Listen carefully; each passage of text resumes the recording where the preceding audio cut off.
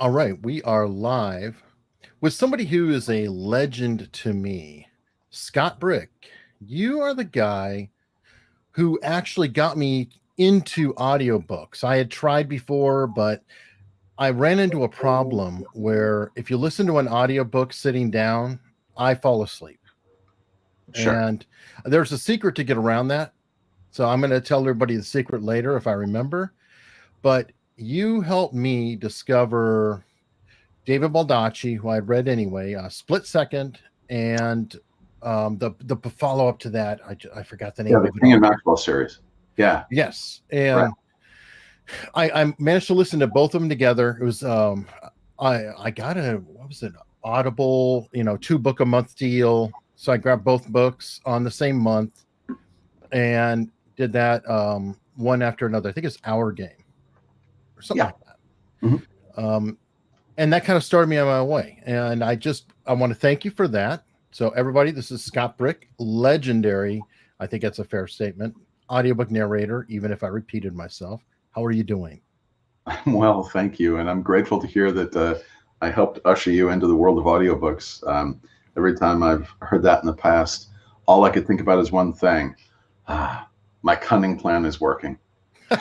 Well, if it makes you feel any better, my wife is a library director and a chief book pusher, if you will. So Oh, uh, there's a ripple effect that has gone on with the audiobook front, and we've watched the industry go really skyrocketing. I think it's kind of settled at the moment. It doesn't seem like it's jumping as much as it was for a while. well, it certainly has followed, technological achievements. Obviously, as uh, when it switched from listening on cassette to CD Mhm. to this iPod, Oh, I and listened to it on an iPod, by the way. I forgot to mention that with the spinning wheel. oh, That's sure, how right, right, exactly.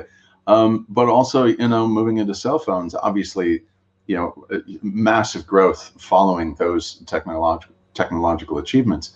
Um, it's still expanding, which is great. Maybe not at the rate that it was before, but I'm sure there's a number of issues that economists can point to. But COVID. I'm pretty oh sure yeah, that commutes being taken away for a lot of people had to hurt the industry a little bit. Probably help paper. I'm sure it has. Yeah, I'm sure it has. I mean, that's the thing about audiobooks is that I remember Duval Hecht. He's a lovely man, and he founded a company called Books on Tape, which Mm-hmm. ultimately was bought by Random House and kind of became their West Coast Right. branch, their West Coast studio. And Duval, God bless him, I want to say he's in his late 80s now, and Mm. he's still running around. He's still really active. He won an Olympic gold medal in the 1950s for crew, Mm. and then at some point in the late 60s was thinking, you know what? As a Southern Californian, it was like Mhm. I'd like to actually be able to read during my commute time, as you Uh, were just talking about. And so he approached these publishers mhm. and offered them money for the audio rights, which there was no such thing at the time in publishing. And they said, "What do you want to do?" And he said, "Well, I'll give you money. You give me the rights, and somebody will read them aloud and put them on a cassette, and people will listen to it." And they said they were disbelieving, to say the least. He said that their response was, "And who would be these people who would listen, and where would they do it?" And he said, "Well, on their commute to and from work." And all of them, New York publishers, of course, Who drives? they said nobody will listen. When you're on the subway, you read the New York Times. Right. And he said 95% of the country doesn't live in New York. And they said, okay. Anyway, all that We'll take your money. right, Just yeah, give us the exactly. money. That's what it was. It was found money to them. And then they discovered, ooh, there's money in this. So yes, commutes have always had a direct tie um, to audiobooks success, as well as things like, look, just wanting to multitask. Oh, Um, sure. It's the last medium I think out there where you actually can multitask, and that's how I got into it. Actually, I'll go and tell the trick. if you're sitting there and you want to finish a book, my wife taught me this. Play solitaire on your computer. It just keeps your brain active enough to not fall asleep while you're listening, but you don't have to really pay that much attention to it. So you can still be absorbed in the story. So it's just I really like that. I'm going to have to remember that, because I actually talk about this phenomenon a lot. I teach new coming audiobook narrators, and I always have to remind them, to slow down just a little bit. I said, because you're always going to be fighting for the listener's attention. Audiobooks will almost always be a secondary activity, right? Nobody sits down in front of a fire, with a bottle of wine and a good audiobook, right? What they do is they listen while they're exercising. They listen while they're commuting, while they're walking around the neighborhood, whatever it is. They're listening in the car, and you're fighting for their attention with Jimmy throwing up in the back seat and looking at your phone for the directions. So I always say, especially when you're working on nonfiction, you have to slow it down just a little bit to make sure that they get everything. So yeah, your point is a great one. Very well taken. That I would imagine that a lack of commute time has likely impacted the industry. Well, and I'm also a podcaster, so I saw a 20% dip, boom, right off the top. Ironically, I more than picked it up on YouTube. So go figure. I love that. I absolutely love that. That's wonderful. So you never know which way it's going to go. And on that note, so I want to go back in time. June 10th, 1999, first audiobook. What was the title? Oh, that's a great question. I honestly don't remember. There were two short stories, and they were each being published in a different short story collection. I'm sure that if I dig through my garage, I can find my physical copies of both of them on cassette. That's how old of course. Right? I remember the title of one of the stories, Unidir, UNODIR, which is a submarine term, a naval term. It was, I think, a naval warfare short story. And the other one, I'm blanking on the author's name, but he wrote the movie The Grifters, or the book that the movie was taken from. That's the extent of my memory of those two short stories. But I remember somebody asked me recently to write up a blog, not a blog, but a blurb. To what do you attribute your success? And I actually think about that day a great deal. In the absence of those story or title details, what I remember about that story was, I auditioned for these, and I felt like I nailed the audition. Look, you get cast, you figure you succeeded. I was like, okay, I did well on the audition, but I started thinking about the nature of it. Okay, they're not asking me to do a novel, which is what I anticipated. If they want you for audiobooks, books on tape, it's a book. You would do a book. Instead, they gave me two short stories, and I realized, oh, I get it. I think I got paid like $200, something like that, for that first day. Maybe twice that. I have no idea. I don't remember. But I remember thinking, if I'm good, they can use these in collections, right? Short story collections, you typically always have, each story is read by a different narrator. And it's a really good proving ground for new narrators. I'm like, oh, so this is where they find out if I'm any good. If I'm any good at this, then they could use it and get their money back. But if I suck at it, then they're only out a couple of $100. Okay, great. And then I understood this was the audition. No, that makes sense. Yeah. There's so much more to it, though. The discipline of, okay, I've narrated an hour-long audiobook, and I'm well into trying to narrate another book and just finding the time and everything else. Okay, it sucks. I've interviewed a lot of audiobook narrators and other VO artists, and audiobooks seem to be kind of the blue collar of the VO world. Yeah, I mean, if you consider how much money you make per word that you're uttering, it's a very remarkable Yeah. spread.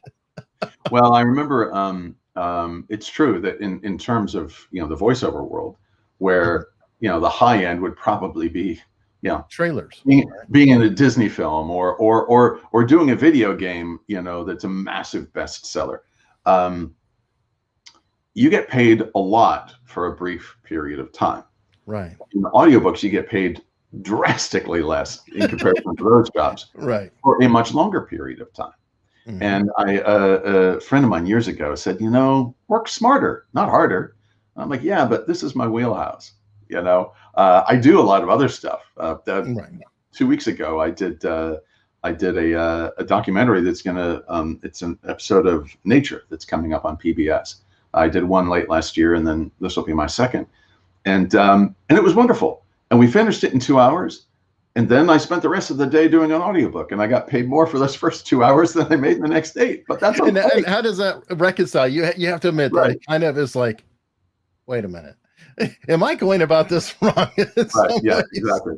But the thing is, and I say this not to denigrate any particular product or certainly any of my colleagues, but a dear friend of mine, Hilary Huber, wonderful narrator. For those watching or listening, the library at Mount Char is a wonderful example of her work. Hilary's got a voice deeper than mine. She says she has a harder time doing female characters than she has doing male characters because it's so deep. And as a result, she was hired a great deal for products like, Tide or companies like Target, and she said, I asked her why she wanted to get into audiobooks, why she transitioned from those into this.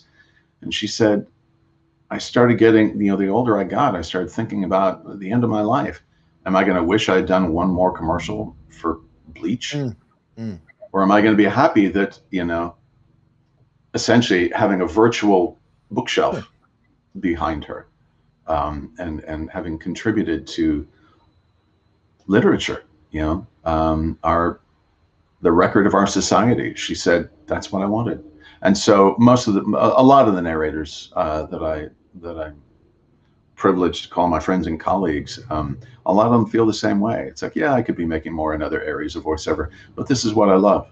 I'm a book fan first and foremost. So this job was tailor-made for me. No, and I think it's awesome. I'm not trying to downplay it. I'm just saying it is a lot of work. You're doing God's work. You better love it. You would absolutely better love it if you're going to do it. But believe me. Oh, great container there. Cheers. I actually have to use these in the booth because in an audiobook studio, if you go in with a glass,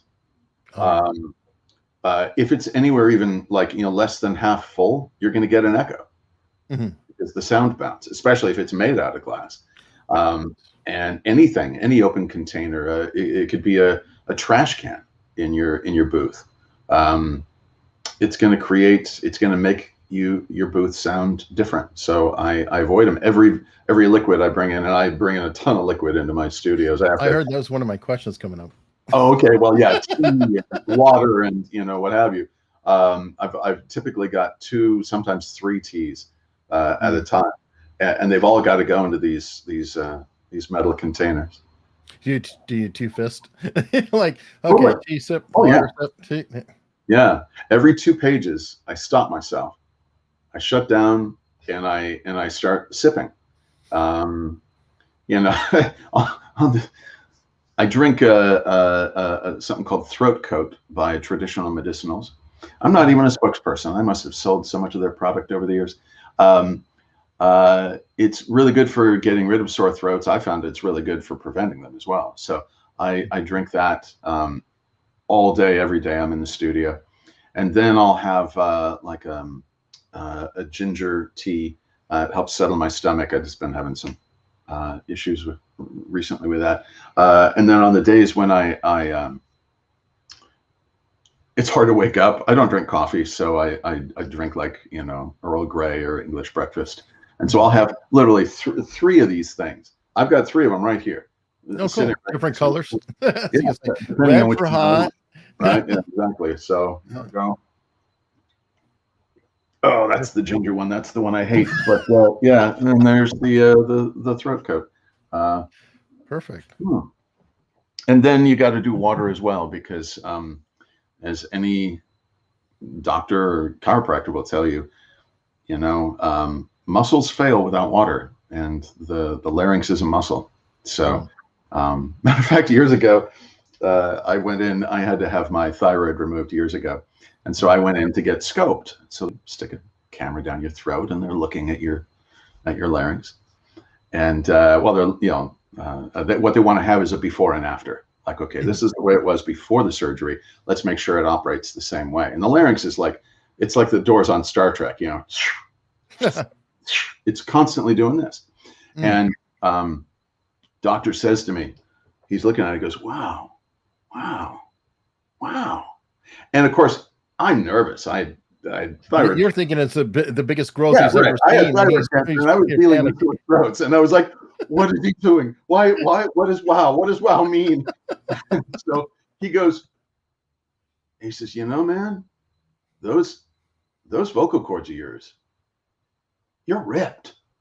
I'm like, what?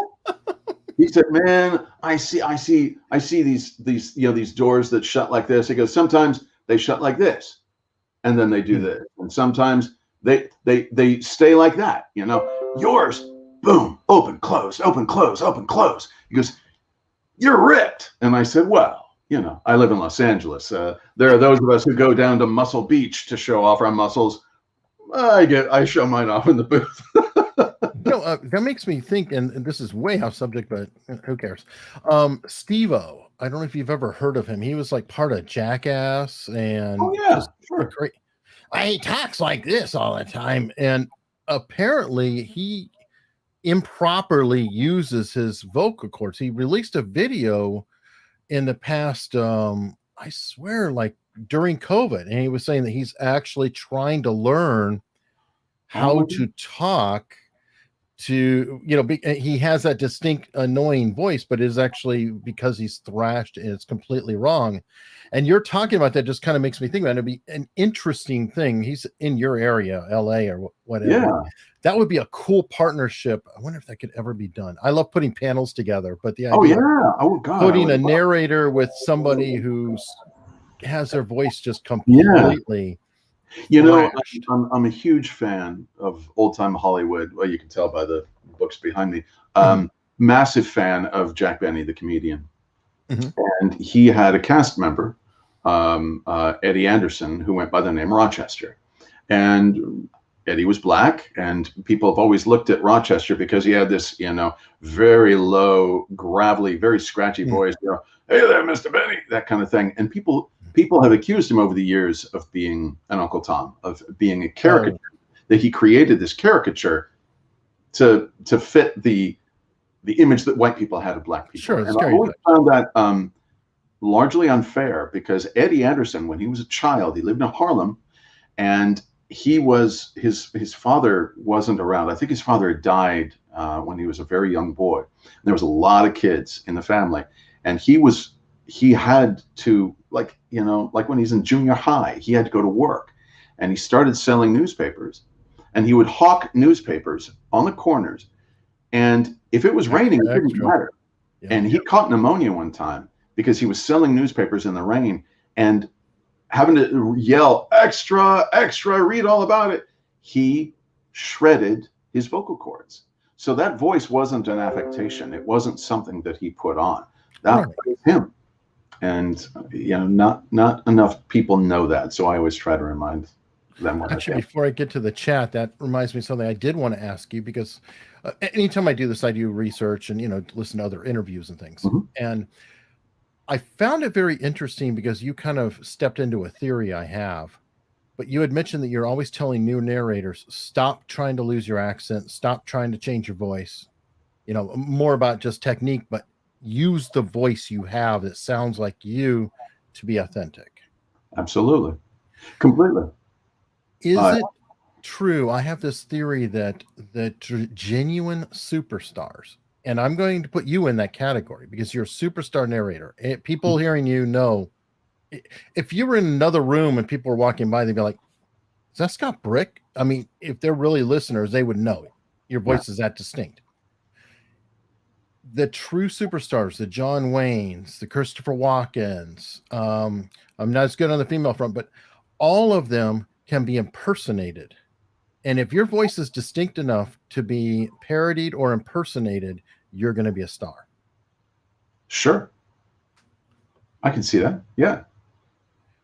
And I thought about it, and what makes you different in that, and I think you said it, that you try to do as little as possible, or you're on the end of doing as little as possible versus, you know, jumping into the character voices. And I've had CJ Crit on, for example, and she's a wonderful performer, and her range is incredible, doing everything from a cartoony voice to an older man, you know, just she's all over the place. You're very much you, and I think you've said you are the main character. I'm going to ask you, do you think it's possible that is why you are so successful, is because people are hiring Scott Brick? They're not hiring the character actor that people can identify. They're hiring Scott Brick. I want Scott Brick. Thank you. That could very well be. It's very difficult when to kind of assess yourself or your career, or certainly your talents. That's typically best left for other people. And yet, I'm asked about it all the time, and I also, as I'm trying to work with, you know, newcomers, it's like, well, what is it possible to duplicate about my success or my skill set, or, you know, what my work, whatever. And so I've thought about it a great deal over the years. I think a lot of it does come down to authenticity, but also I think primary in every narrator's skill set needs to be adaptability as well. Because I'm going to play every role, every protagonist, every POV character, point of view character. I'm going to play it like it's me. Unless, of course, it's if it has to be with an accent, which I try not to do. I try not to take books where I'm going to have to be a lot different than myself. But, like, you know, we're doing the Philip Marlowe books by Raymond Chandler right now, and you know, there's a rhythm and a cadence to those. I wouldn't say, like, you know, like you're trying to impersonate Bogart, but there's kind of a hard attitude. Yeah. Oh my God, my favorite line I think I've ever gotten to utter out loud was a bartender in one of them talking about a drunk guy at the other end of the bar from Philip Marlowe. He goes, "In the first place, I don't like drunks, and in the second place, I don't like them getting drunk in my place, and in the third place, I didn't like them in the first place." Well, you know, you got to do a book from a perspective like that. It's going to get old really fast. And I think we as listeners can hear authenticity, or its converse, inauthenticity, a mile away. And the example I often give is you watch some of Meryl Streep's performances. And one of my dearest friends is Australian, and she talks about Meryl's accent when she did the Dingo movie. I forget the name of it, but, you know, the dingo ate my baby, you know. And Meryl Streep is arguably, you know, certainly the greatest actress of her generation, and arguably of all time, and probably the most gifted linguist, just in terms of being able to master these languages. But even in the movies where she has done her best work, like Sophie's Choice, her language in that, her accent in that film is extraordinary. And yet, when you watch her in that film now, and you know, because of her body of work, you know who she is. She's an American. At the time, maybe people didn't realize, and they could look at it differently. But now, when you know that she's American, you watch that movie differently. And it's perverse, and I hate it, but it's true.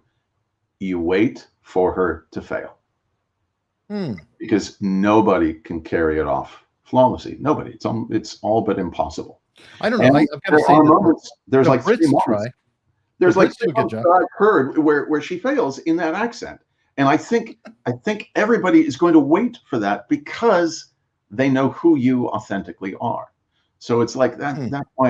That's why forgive me. I was talking over you. No. Tell me again. But I always aim to give them myself as authentically as I can, so they never have to worry. Is this something that he's just putting on? Oh, no, makes total sense. And I was just joking that the Brits do a pretty good job of it.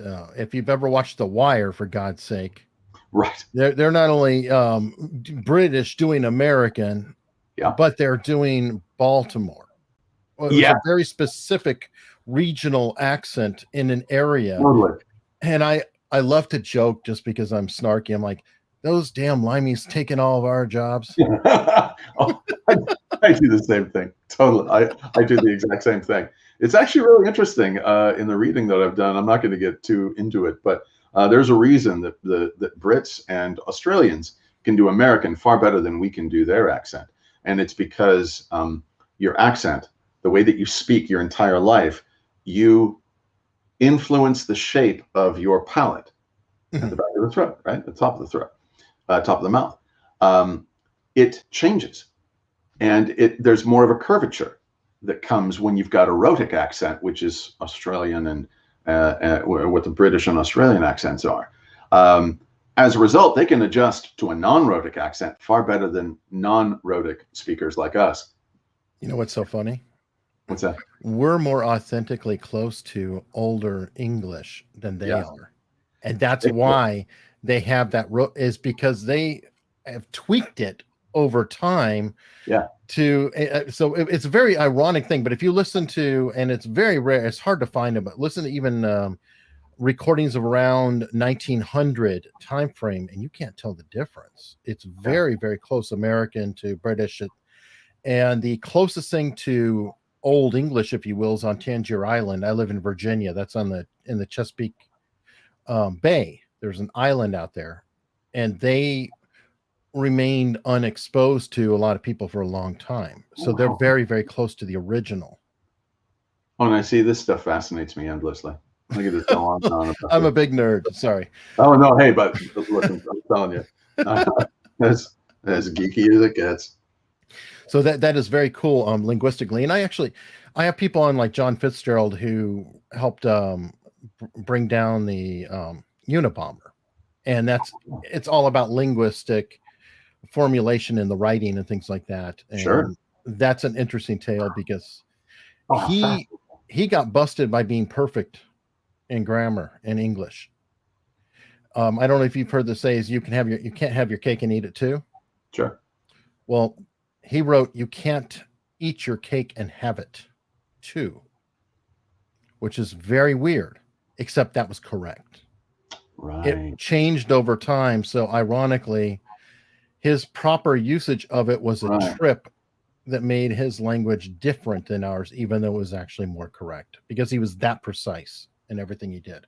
You know what? It's true. If you're anal, if you need to point out the mistake, like every time I hear somebody say, let them eat cake, I say, well, it's actually, why don't they eat cake? And it changes the meaning of what she was saying. Rather than being cruel, let them eat cake. She was just cruelly myopic. She's dumb. If they don't have bread, why wouldn't they eat cake? It's still shameful, and yet it's not as cruel. And I'm always pointing that out. So thank you for the reminder. I will never put that down. I will never write that down in any manifesto or screen. Just borrow the phone book and make lots of errors. Okay, I'm gonna start getting some chat questions in here because I love this. There's so many comments and questions. I can't see them at the moment, but I love it. Oh yeah, it's a ton. It's a great audience. All right, because of your popularity, and I'm sure you get this right now a lot, do you now pick the books you narrate, or do others reach out to you? It's almost always others reaching out to me. But occasionally I do get to choose. In 2008, I think it was, I published my first audiobook. My favorite series growing up was The Chronicles of Thomas Covenant by Stephen R. Donaldson. And when the author picked up the series after having done 6 books back in the 70s and 80s, he started writing a New Chronicles shortly after 2000, and they asked me to do book 7. I was like, great. Well, who did books 1 through 6? So they've never been done. They were done essentially before audiobooks. I said, well, let's do them. And I couldn't sell anybody on the project, so I went to the publisher and I said, how about I do them? How about I'll pay you money. You give me. I felt like Duval Hecht all those years ago, and I was like, I got a studio, right? So yeah, in those cases, I did 6 or 7 of those on my own.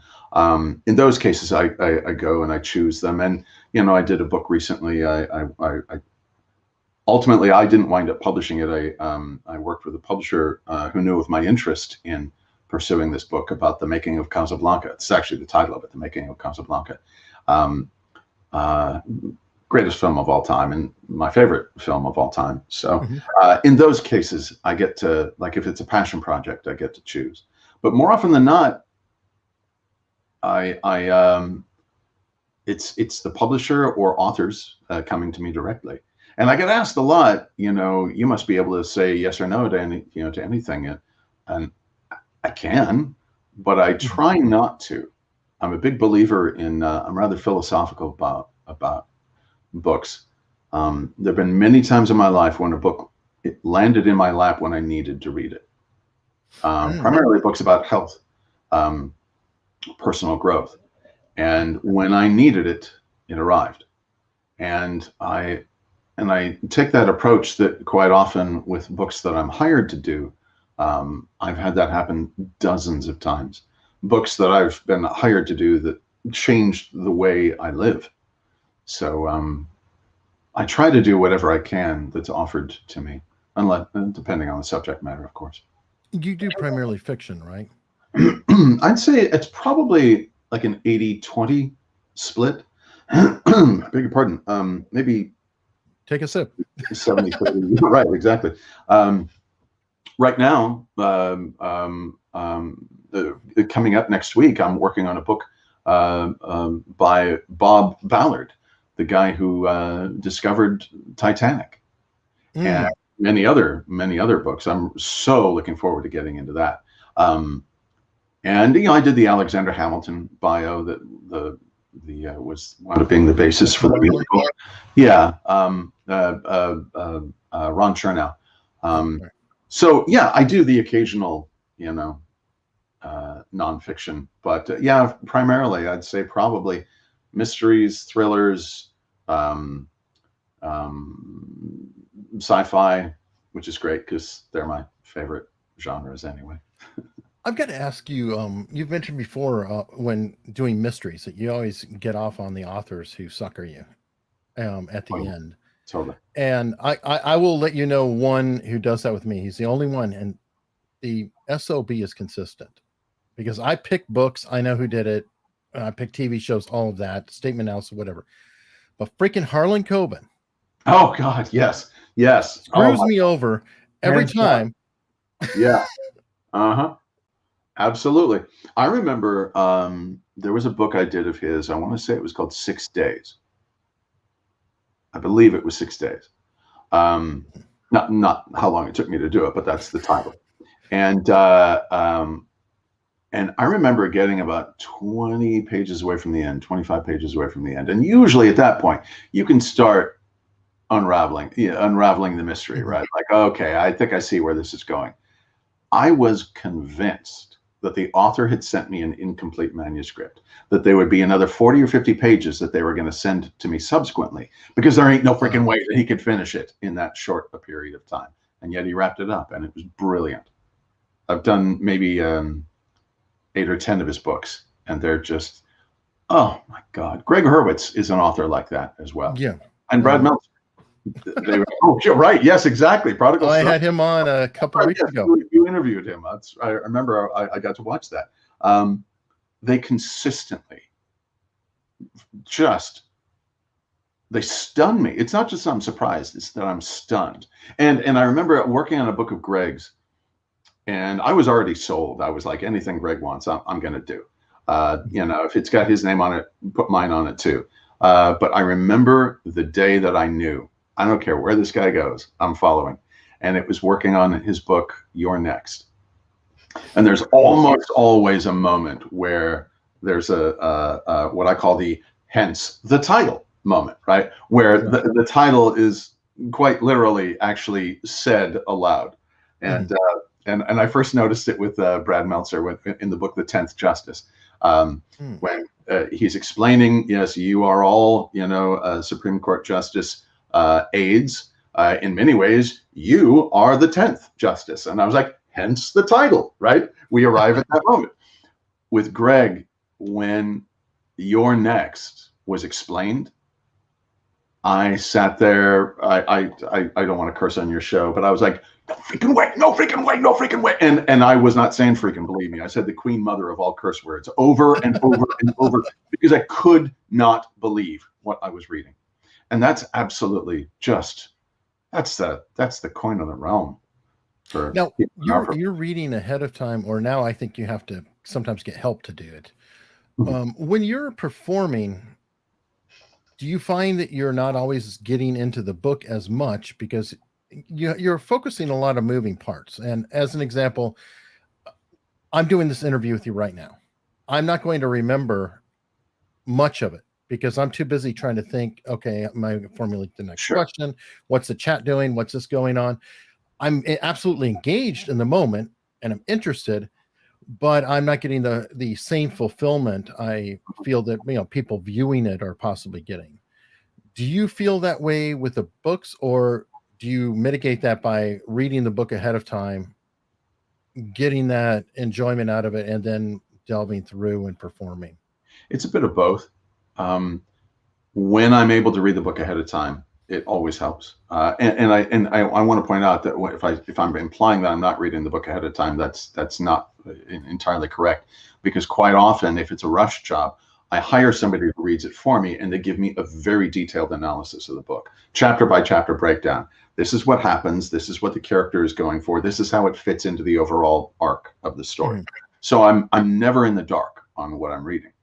Nevertheless, there are nuances that hit you on stories like that. And just these very human moments that we feel like you just got kicked in the feels, right? And I remember, and sometimes that happens on a book that I'm intimately familiar with. I've adapted stage versions of A Christmas Carol because I spent 10 years of my life performing it on stage, and I played every single role in the show, every male role in the show, and I am intimately familiar with it. And I listen to the radio version every year at Christmas when I put up my tree.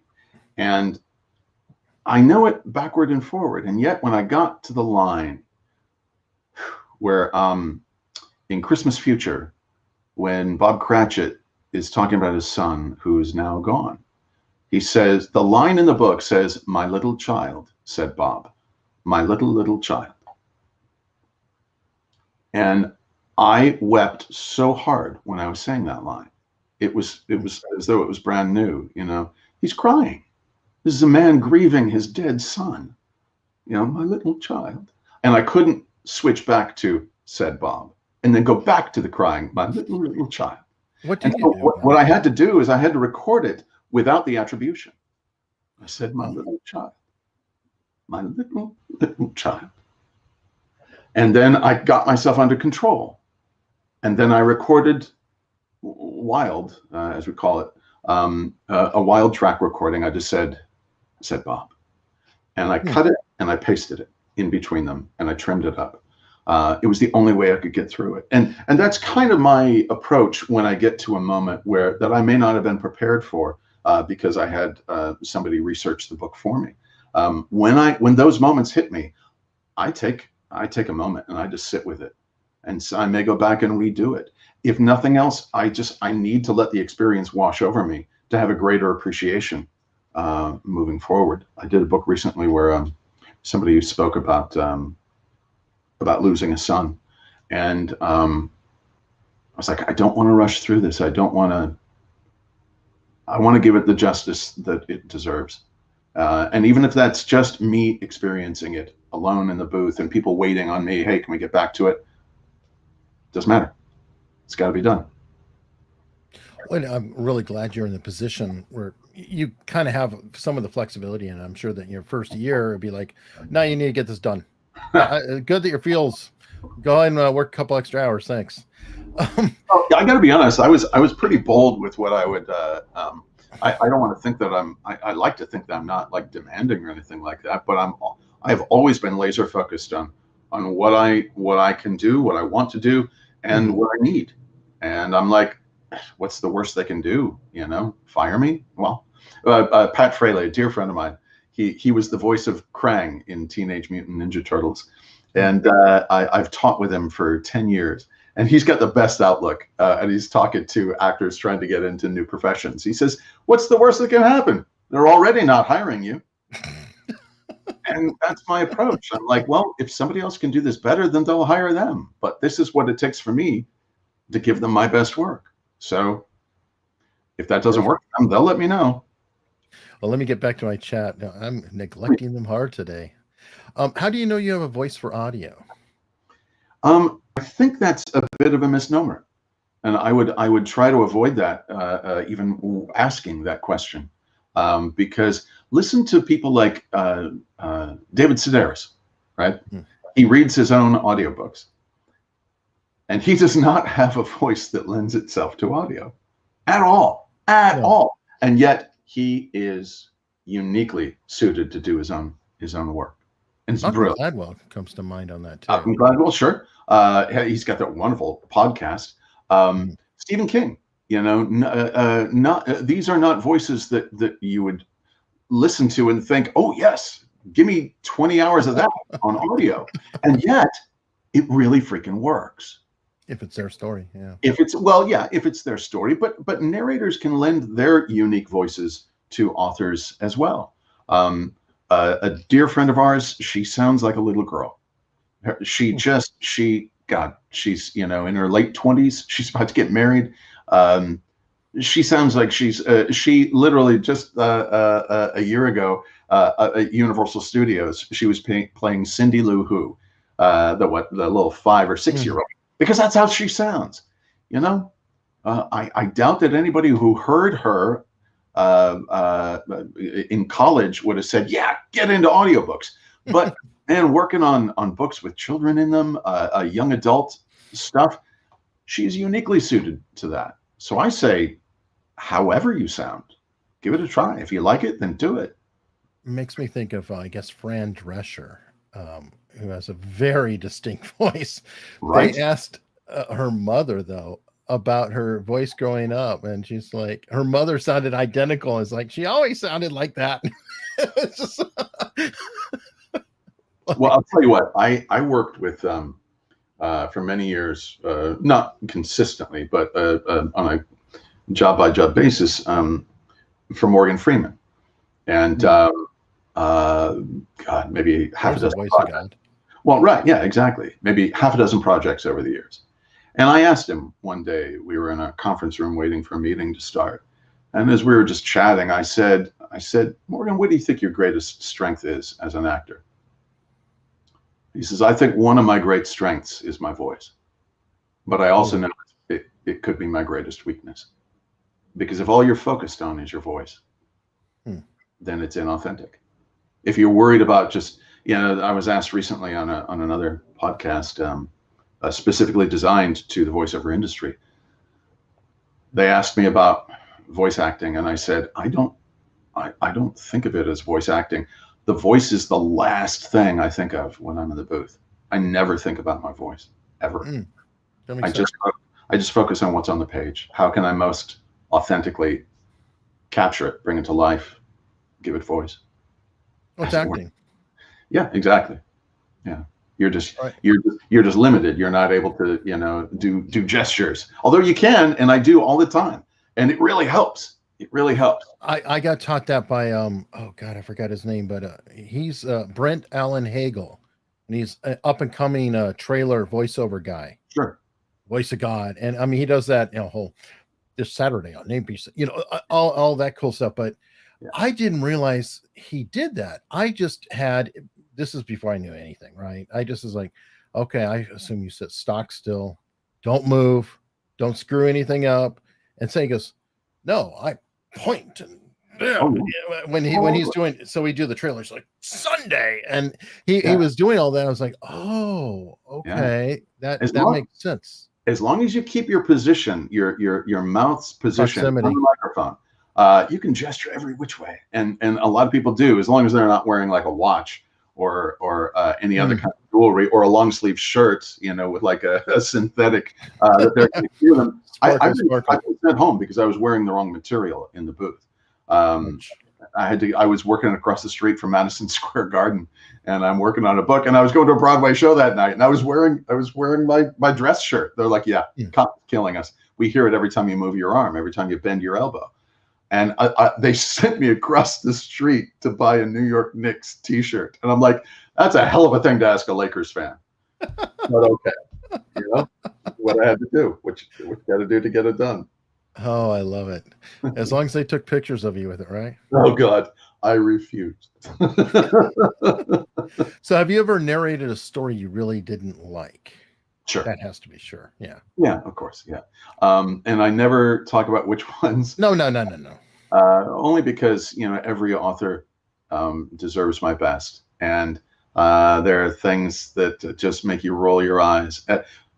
Ultimately, it comes down to the fact, I said it before, I'm a book fan. And as a fan, you have your favorites, and then you have your not so favorites. And it's just the way any of us are. It's no different from me.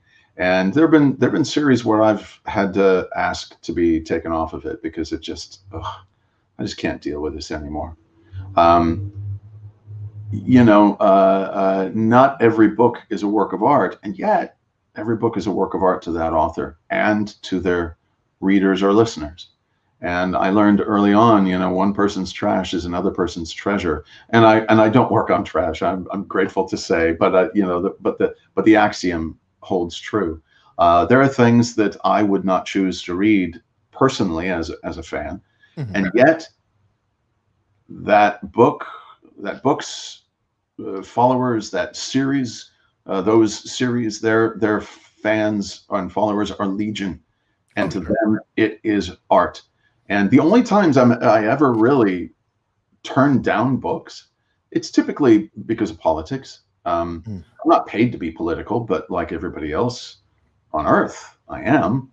And there are certain things I just don't want my name associated with. And I don't want to make it sound like, if there's a politician that you know, a couple times I've been asked to narrate books about politicians I loathed with the passion of a white hot sun. And if I have to make it seem like on the printed page, like they were decent human beings, you know, I think the listener could hear me rolling my eyes. And I don't want that. And the author doesn't deserve that. I may have a different view than them. They may think this person is great, doing good work. No, contempt will come through.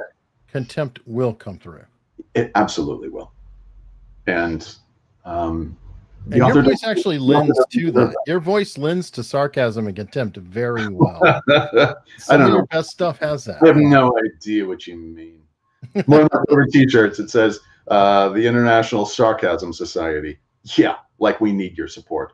Perfect. One of my favorite books you did was Paranoia by Joe Fender. Oh, yeah. Oh, God, I love Fender's work.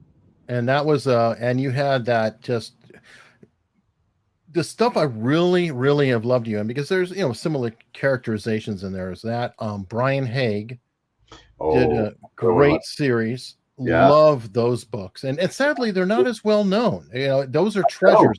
I always thought that those books were going to take the industry by storm. I haven't worked on one of those in like 15 years, but I don't think there are any.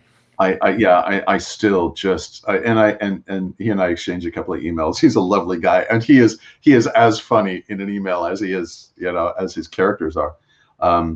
There's a line that comes up a lot in Nelson DeMille's work, and I found my delivery of it. It comes up a lot in other people's work too, and they're similar. Haig and DeMille are very similar. Yeah, very similar, extremely similar from the authorial voice perspective. But John Corey, his main character, DeMille's main character, he is just a wise ass SOB. I mean, he just, you know, he absolutely hysterical. And every now and again, he'll say right, but it's clear that he doesn't agree. And so, you know, he's humoring the person. So I just start saying right and just drop it out to make it obvious. And oh my God, I get so many emails from fans saying, would you just send me a recording saying right? Yeah, sell merch on your site. Right, yeah, exactly. Just the word right. And now when I come to that line in other authors, if it's the same circumstance, I do it the exact same way. Right. That's too funny. There's a author out of Australia, David Rollins, and he wrote a series of books that was in line with that. I think wound up being, but I was like, you got to get Scott Brick. You've got to get Scott Brick. I don't get your agent, get whomever, but such a similar characterization that I feel like you could be confused between Brian Haig and Nelson DeMille, for example. Nelson DeMille's are a little bit, more expansive, but sure. It's really interesting. People every once in a while will ask me, could you read this? I've been asked on podcasts, could you do something in the voice of, John Corey? I'm like, well, it's my voice, it's going to sound like me, but they're like, yeah, but put that kind of, patter to it. And it's impossible for me. I can't, unless I'm reading something off the page, something that is authentically Nelson DeMille. I cannot make it sound like John Corey. He is unique to that author. And I'm like, so the guy who played Ron Palillo used to play Horseshack on Welcome Back, Kotter, and that horse-like, almost like barking laughter, they would ask him to do it on talk shows, and he's like, I can't. If I think about it, I can't do it. Makes sense. Yeah. Well, you're starting to develop that in a partnership with, we're reaching back to Greg Hurwitz again, but that actually leads to a question I had on locals as well, and that was from Jason DeFilippo. How do you remember all the different voices across a huge novel? But I'm going to stretch that out a little better. How do you remember all the different voices across a series of novels? Because that to me is more significant. Do you record little memos? I'm such and such. I'm such and such. I'm such and such. And then kind of have them on standby? I don't. I have colleagues of mine, Katie Kellgren, dear sweet Katie. She passed 3 years ago. I want to say it was maybe 3 years ago. She was brilliant, and she would do that, and she would keep them on her iPad. And whenever she came to that character, she'd tap the iPad and hear her own voice.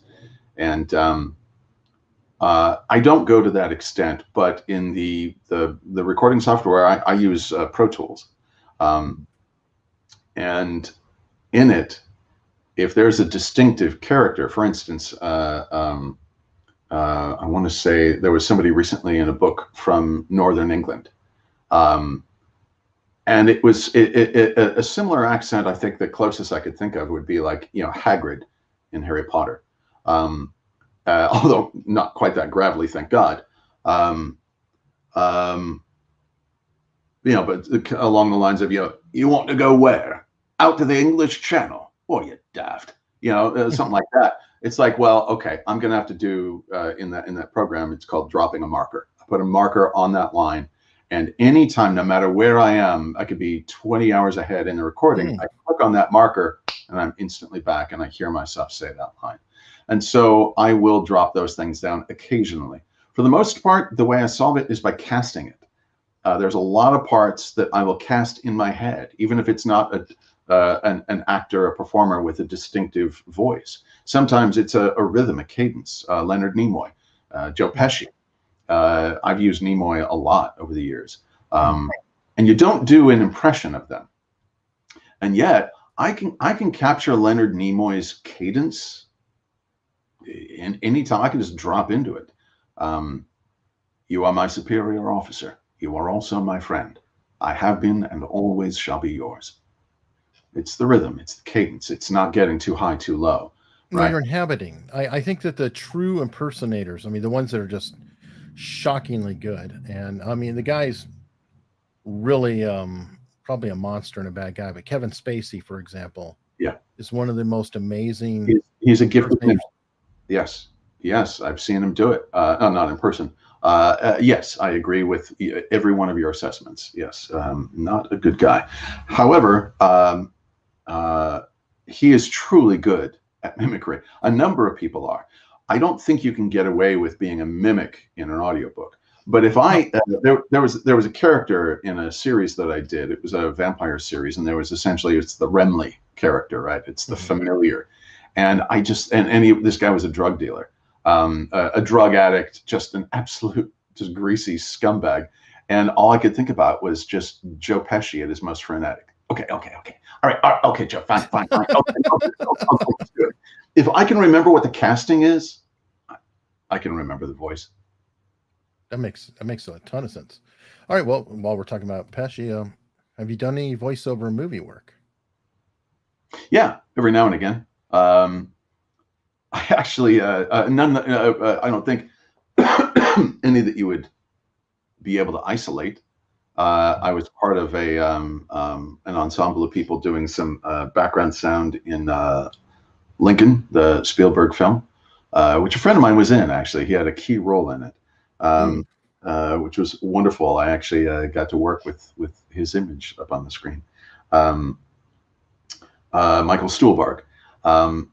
He and I went to college together at UCLA. I've done some TV, some animation work. I've done a number of documentaries, TV documentaries, but not like a Disney Pixar.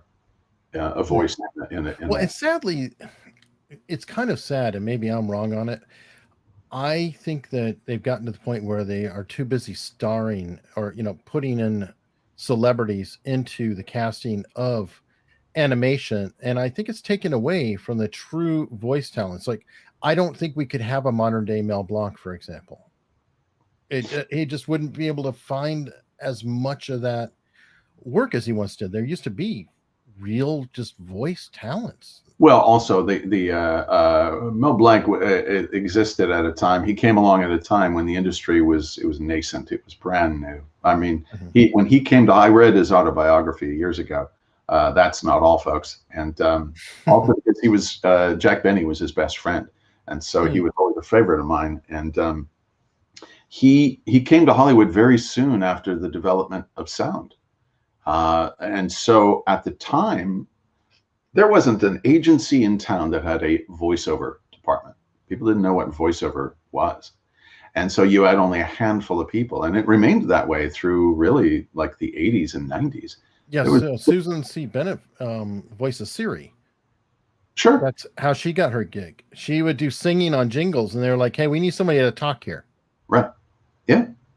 My friend Jeff, a colleague of mine for many years, he's the voice of Watson, the computer voice. And it's interesting. Whenever colleagues of mine will grumble about, it's called stunt casting, casting celebrities in certain roles, and they get frustrated by it. Like, well, why should they take away our jobs? And I always ask, well, if Bob Dylan's memoir wasn't read by Sean Penn, it still would have sold. But don't you think it sold a lot more because it was Sean Penn? Because he doesn't do audiobooks? Because he lent his voice, like Julie Roberts has done occasionally, and Morgan Freeman does occasionally. And Glenn Close, I was actually on a project that she narrated. I was one of the voices on Charlotte's Web this last year. It's actually right now, it's nominated for a Grammy. Woohoo. Don't you think it sounds better if they're on there? And there are exceptions. I've heard one that was just dreadful. I won't say who the actress was. It was unbearable. I completely agree. And there are times when it is just, wow, really somebody should have just, ixnay, send it back to the publisher. However, for the most part, it might help somebody who doesn't know what an audiobook is. If they're in Costco and they're walking along the aisle where they sell the hard copies, right? And they go, oh, Bob Dylan. Yeah, I've always liked Bob Dylan. Who reads it? Sean Penn. Wow. Wow. I've always been a fan of Sean Penn. Sure. I've never listened to an audiobook, but why not? I don't see how that hurts our industry. So I don't know that it's exactly, this might be an apples to oranges or an apples to fish comparison for celebrities stunt casting in Disney films, but I'm sure it helps sell. If it helps bring what we do, if it gets at a higher profile, it's fine. It's fine with me. All right. Well, not that they asked me. On that point, I'm sure you get this all the time, but I think it changes over time. How does someone get into your line of work? That is a good question. I've been working on updating my blog to that effect on my website. When I wrote it, God, it was 10 years ago, and technology has certainly changed since then. What it boils down to is you have to have a demo. Demo, the keyword, the root word is from demonstrate, and you have to demonstrate. You have to show the publishers who you are through your voice, and that includes what your vocal strengths are. Maybe it's your ability to do an accent. Maybe it's your ability to handle technical jargon.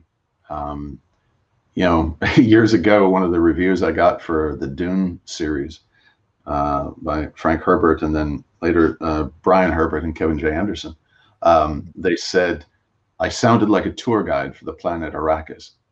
And I was like, I love that, because you have to be able to say, yeah, the Zen Hikigonshu of Omicron Ceti 3, as though it comes out of your mouth every single day, right? I actually think I combined two terms there. Don't kill me, Dune fans, not on social media. I'm lost. But you have to be able to, especially with medical jargon, right? Maybe that's what you're demonstrating in your demo, that you're really good at that. Jeffrey Kafer, a colleague and a good friend of mine. He's a lovely guy. His background was he worked for Microsoft for a decade. He was, I don't know if he was a coder or if he was in game development or what, but when it comes to anything about Silicon Valley, he's the guy. Demonstrate that in your demo. Have some selections that help you put your best foot forward, and then you have to send it, the link to it, to publishers, to authors. Put it up on casting websites. That's essentially how it gets done. Now, do you recommend people trying the route of ACX and picking up smaller titles, assuming that they're not going to make any money on it, but sure, they can get the beats in, they can get the. I just saw somebody asked books. Sorry. Oh, I thought they were asking books, like, do we have to be reading? Does the demo have to be, reading from books? Yes. To answer, if that was indeed the question, that is the case. I do. Yeah. There's a lot of people who got their start in the industry through ACX. A lot of people. Matter of fact, it's become almost a highway to the, not a highway, a backcountry road accessible to having a career in audiobooks. Primarily what you're going to find there are self-published authors. Sure. And so it's going to be hit or miss, and it's very hard to assess whether you should do a project or not. A couple of simple rules: try not to do anything less or more than 6 hours. If it's less than 6 hours, it's not really regarded as a book. It's almost looked at as a pamphlet. Or a white paper. If it's longer, try not to make it too much longer. If it's your very first book, so many people choose a 30-hour biography as their very first job, and I'm like, it's going to take you months, and you're not going to enjoy it, and it's probably going to sell like crap. And if you did it as a revenue share, which is an option on ACX, which most authors want, you're not going to make your money back. On the plus side, you learn a lot about the industry, and you get better. You kind of get your sea legs under you. So yeah, there's a lot of benefits to working through that site. Well, I had another narrator, Andrew Werlin, and he said that he did ACX for a bit under different names. Sure. to learn how to do it, and Yeah. and not have it out there. So then when he felt confident enough, then he started doing it under his Yeah. own Pseudonyms name. are a very common thing in audiobooks for a number of reasons. Maybe because you're working on erotica, you know, Mm. um, or political stuff, you know, True. whatever the reason, or you're wanting to cut your teeth, get your skills set up, and then you don't want to be judged based on that early work. People do that all the time. Well, you can't do that because your voice is too damn well known. I got asked to audition for one of the political parties, and my agent said, "There's no way you can get away with that. It's like you might lose half your audience." That's a good reason to avoid it, for real. I mean, Sure. I still wound up doing them, but anyway. Oh well. Do what you like. Yeah. I got another question from locals, and I always try to promote this because I'm on there and they were really good to me. My YouTube channel was mistakenly actually removed from the internet, so it was really helpful to me to have a place where I could tell people what was going on while I was Sure. fighting with YouTube on the situation. Not a fun day, but I think this question you might enjoy. It's unusual. It's by Okay. John Paxton. We've seen a lot of video deep fakes. It's considerably easier to pull off in audio, especially with a sample set the size of Scott Brick's. Mm-hmm. How do you see the future of voice actors and the fight to keep voices real? That's a great question. I can tell you semi-officially. I can't speak on behalf of the Actors Union, SAG-AFTRA, but I am on the Audiobook Steering Committee, and I'm privy to conversations with them that our organizers have. And I have been in discussions with companies that are developing AI. I think, it's Pandora's box. You're never going to be able to put the toothpaste back in the tube, right? It's something that narrators, voice artists can't get away from.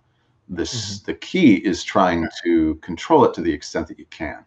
I really don't want my voice used on really crappy books. There's a reason I get hired to do, In Cold Blood or Hunt for Red October or Jurassic Park. It's because of the quality of work I've done in the past. Not just the work I do, let me rephrase that, not just the work that I do, but the quality of the projects that I've been associated with in the past. It influences what I may do in the future. I really don't want to do, cheap.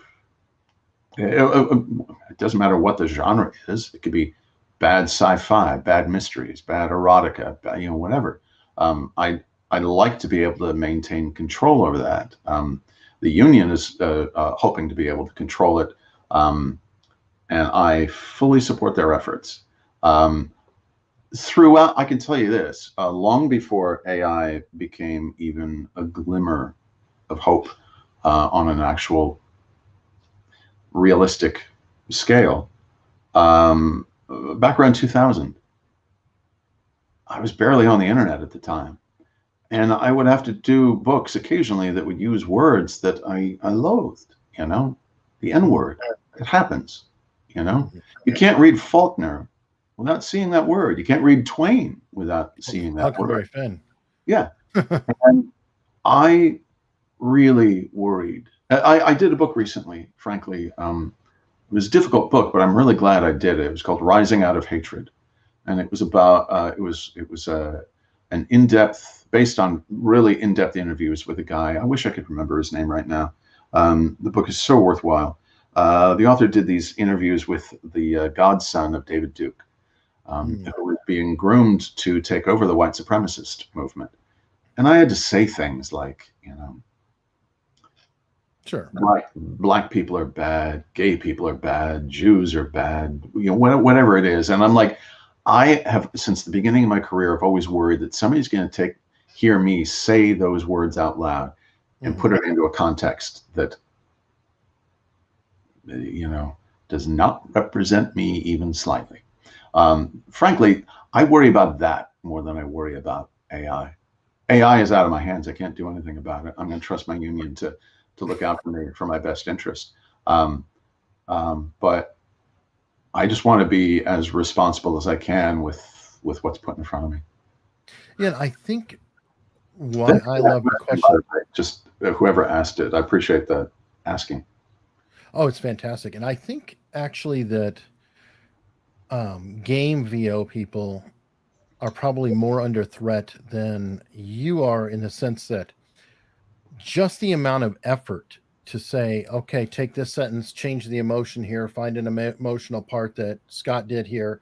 It would just be so intensive to do it, that while you can, it'd just be so much cheaper to hire Scott Brick than the team of people to try to put that together, versus a game where you have shorter bits, throughout, right? And you could possibly, grab and stick those things in there. That's my theory as to why it may not catch on for audiobook narration as much. Look, there have been books narrated by AI in the last 6 months. Thankfully, all the reviews are uniformly bad, but they'll keep trying. There's nuance that human beings add to performances. You were talking about video games, right? People under threat by this technology. My friend Keith Farley, he's brilliant. He's such a good, and he works on both sides of the mic. He produces video games as well as voices them. And Keith, I asked him one time, he came to my class. I teach at UCLA, and voice acting, specifically audiobook narration, but at the time I was doing an intro to voiceover class. And I asked him what was the hardest sound he ever had to make, because there are these, I wish it's not the right word. They have a term for it in video games, which I've done like barely one. There's something, it's like reactions. You have to make a reaction sound like you just got hit in the stomach. That kind of thing. Sound like somebody's pulling your tooth without Novocaine, that kind of thing. And I said, what's the craziest sound you've ever had to make? And he said, I had to sound, the director said, okay, now do one like you've just been set on fire. And he did it for the class. And I was like, man, I wouldn't be able to work the next day. You talk about shredding your vocal cords.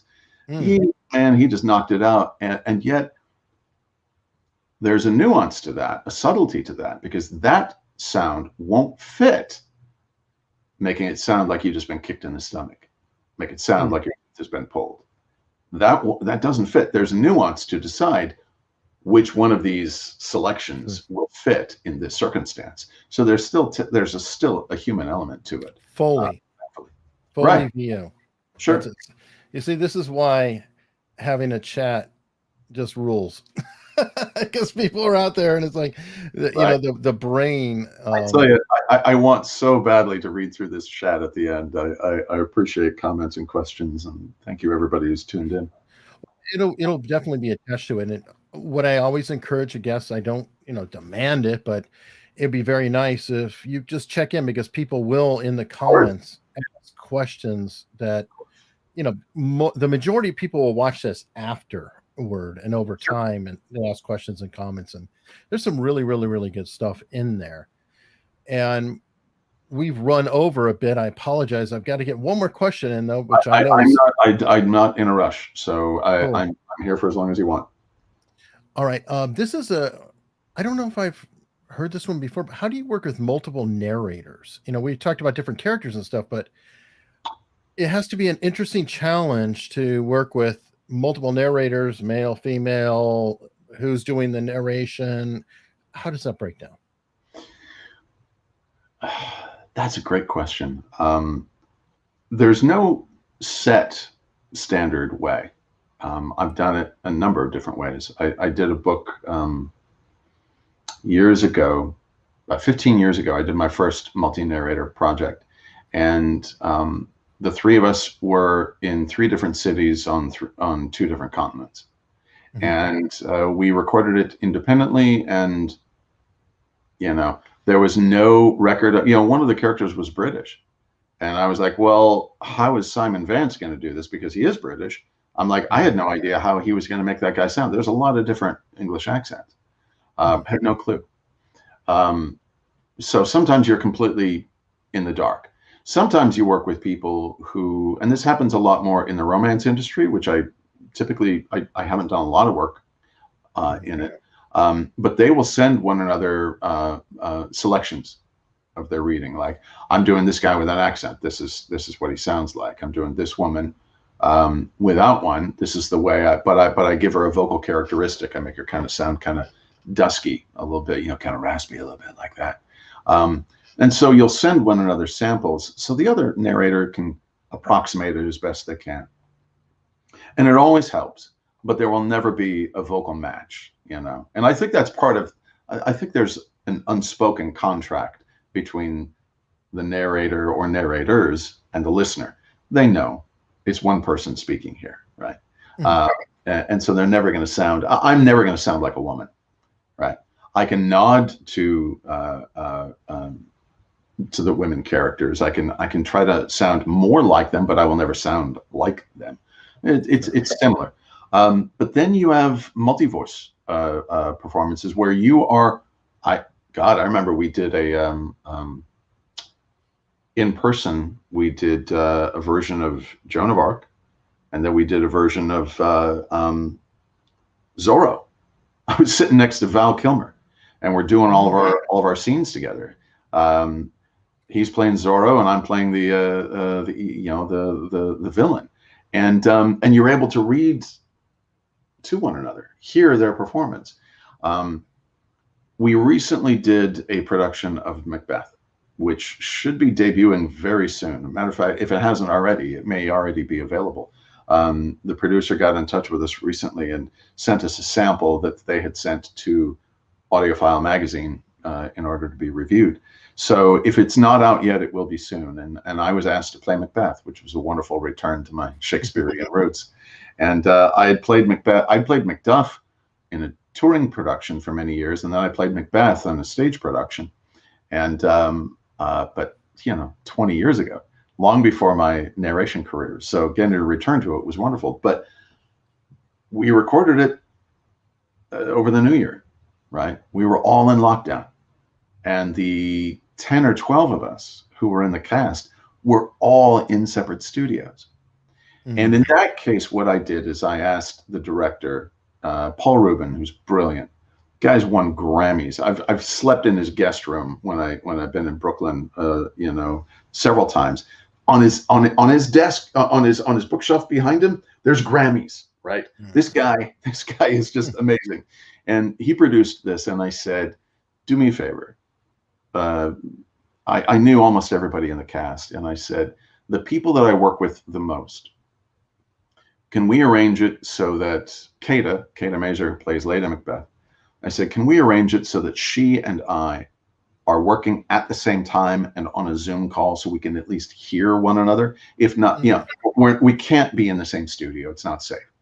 But can we at least, there's so many scenes, Lady Macbeth trying to convince Macbeth to do the crime, him pushing back and then finally succumbing. We all know the story. But I was like, it's just going to be an empty experience if we don't have that interaction. And she and I have been friends for almost since the day I got into the industry. She came in very soon after me.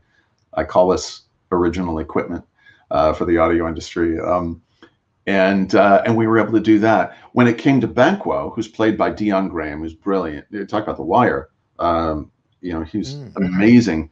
And he lives in New York, and we weren't able to work it out time-wise, time zone-wise.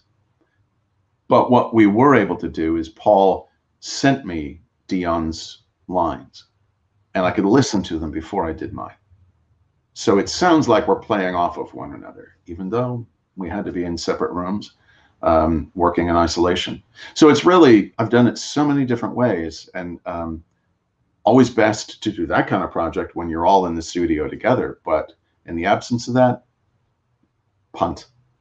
You do. Well, ironically, you're a Pro Tools guy, so there's a problem when you're all in the same room together. Hopefully it's a good studio, because Right. bleed issues Sure. like crazy. And I imagine you just cut the tracks down and just say, scrap that and do it. But Well, in those cases, we used a shotgun microphone, very, a directional microphone. So when you get too far off to the side, there's not that much pickup. And yet we're also standing 5 feet away from one another. So thankfully, all those studio people know their stuff, and it's far beyond my capabilities. But yeah, thankfully we were able to work that out. when on that note, like, okay, you're obviously into microphones. This is not a shotgun mic. This is not a standard audio. You would probably not use this naturally for audiobooks. It is a Shure SM7B broadcaster dynamic Sure. mic. Right. Exactly. But would you say to somebody who is starting out, could they work with it to pull off a book, or really should they go find a shotgun mic of some kind? I find it really difficult to recommend a microphone. I almost always avoid the question, and instead, what I typically do, I'll give you my opinion. What I typically do is I aim them toward two colleagues of mine who do a wonderful webcast, VO Body Shop, VOBS. I've heard you on it. Okay, yeah. A lot of fun. George and Dan, they are the tech experts, and I just love it. It's like voiceover BS. It's got that wonderful double entendre. But they are go to their website, look them up on YouTube. They are the resources to ask what kind of microphone you should use. My input is always, it depends on your space. Right. Again, the Sennheiser, it's the shotgun microphone. And I used it for the first half of my career. When I was working at Random House, that's what they always had, was this Sennheiser, and it's aimed right at your mouth. And I was told, hey, this works really, really well with your voice. Okay.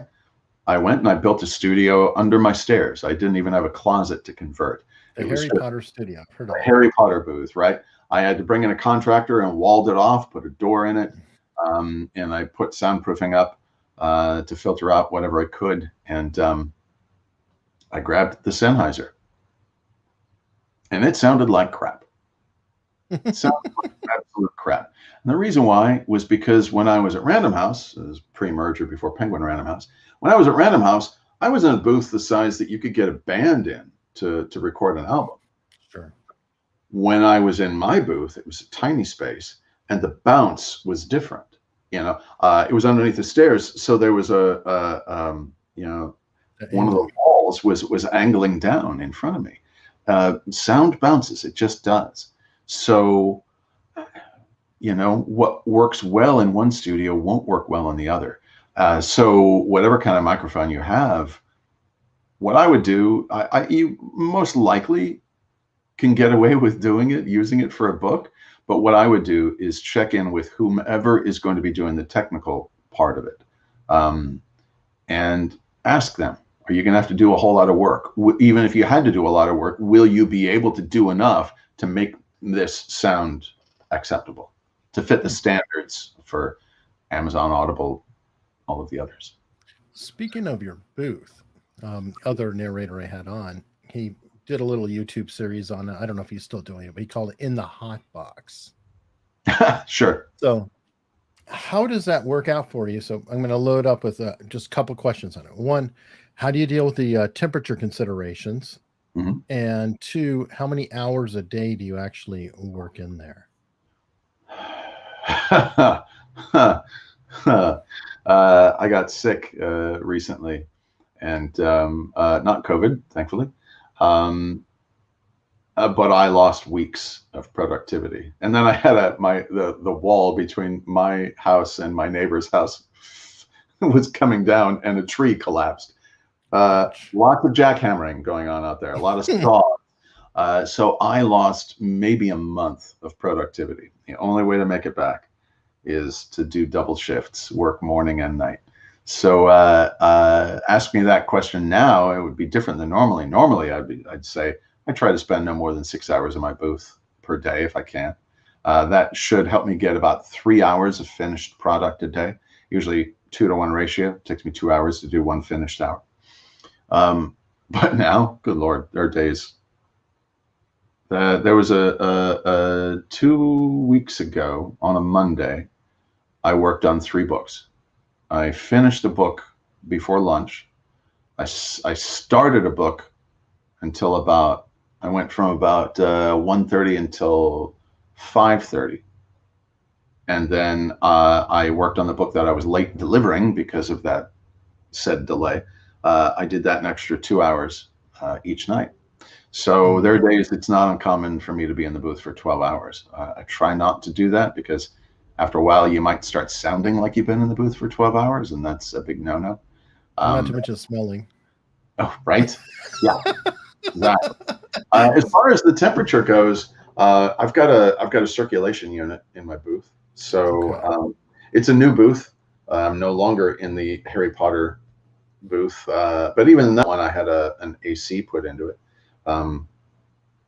I tend not to use, for about the last 10 years, I never even turned on that AC though, because when I got really sick, when I had thyroid cancer, a doctor of mine told me, he said, even if you don't exercise every day, you should try to sweat every day.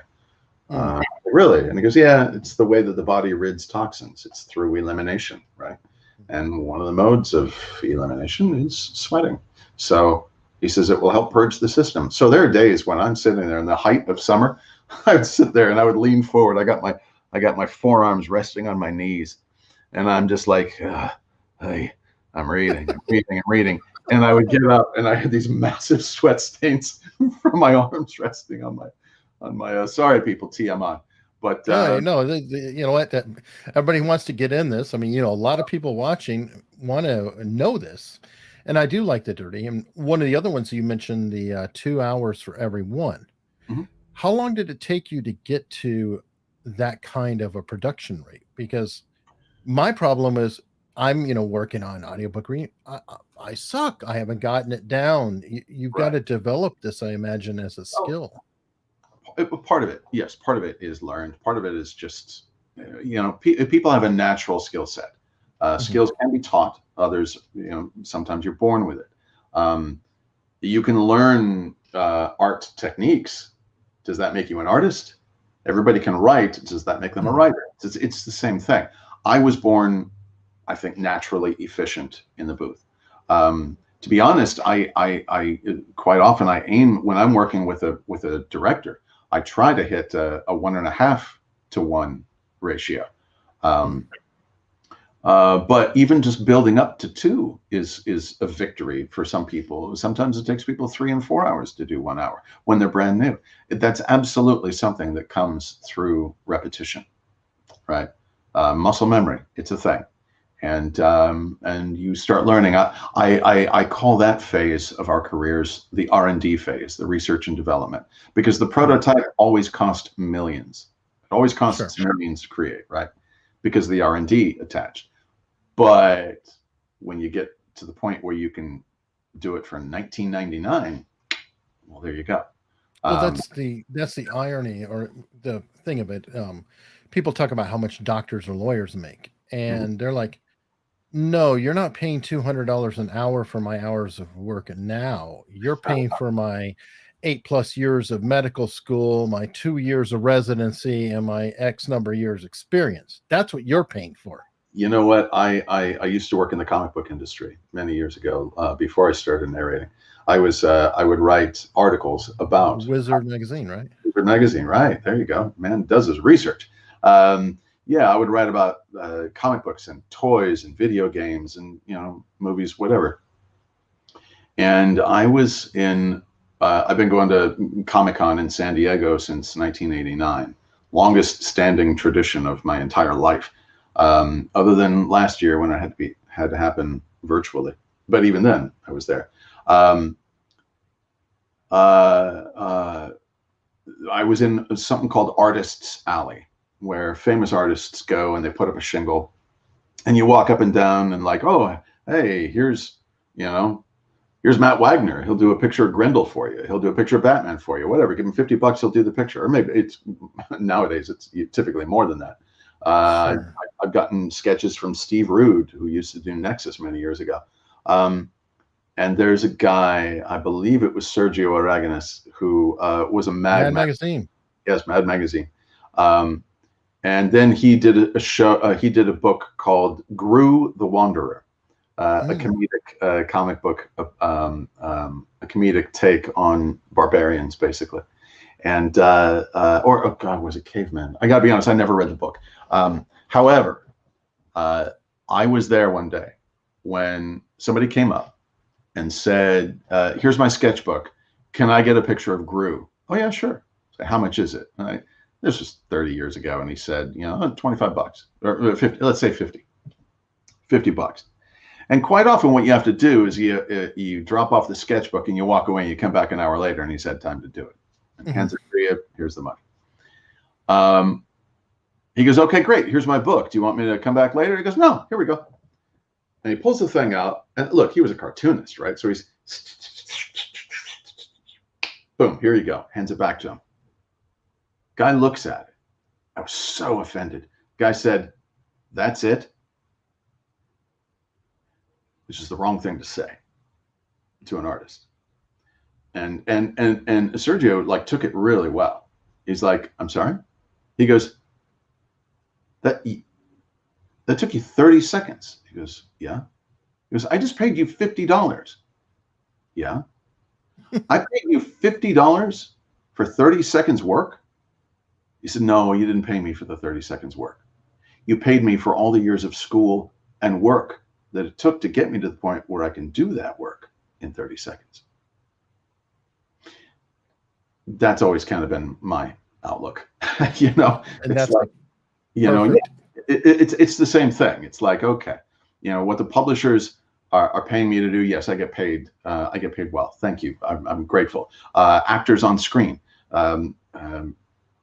You know, when you compare them to what entertainers make versus teachers, police, firefighters, first responders, right?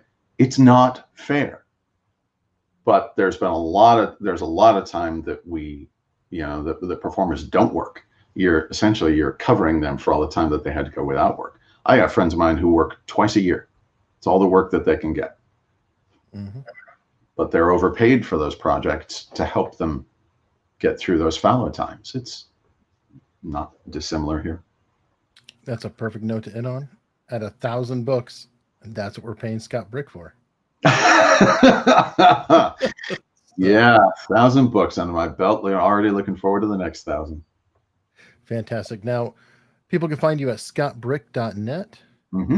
Indeed. And I think you're Scott Brick on Twitter, Scott Brick on Facebook. Unique enough name. Facebook, I think I'm Scott Brick Presents, because that was the publishing line that I do on my my website. But yeah, Instagram, it's pretty much look for my name. And years ago, when I was actually looking for myself on Facebook, at the very beginning, I didn't know how to find myself, because I have a personal page as well as, you know, from friends and family. And then I got the fan page too, the professional page. And I didn't know how to switch from one to the other. So what I would do is I would go into the little search, the search bar, and I plugged in Scott Brick, and something came up, and it said, "Scott Brick's voice is like sounds like nails on a chalkboard." And it was a Facebook group. And I was like, "Oh, that's fun." And I clicked on it, and I clicked like, and like, you know, which at the time was at the dawn of Facebook groups. It was "Oh, I want to join." They folded like that. It had 4 members, and I was the 5th. And it folded instantly, because I don't think it's funny when the person you hate thinks it's funny. But it's the best, isn't it? Right, yeah, exactly. Yeah, you'll find Scott Brick one way or the other when you plug it in on social media, the lovers or the haters. Awesome. And you had a YouTube channel at one point. You were talking with the VO Body Shop guys. Do you still, or no? I do. Yes. I'm trying to remember what it is. I think it might be Brick. I think it might be. It's been a long time since I posted anything. Thank you for the reminder. I think it's Scott Brick Teaches. I believe it is. Okay. Yeah, Okay. Post something. I was going to tag you on it earlier. I will do it. Awesome. And folks, if you like guests like this, please subscribe. Go check Scott out. I know you're buying books anyway.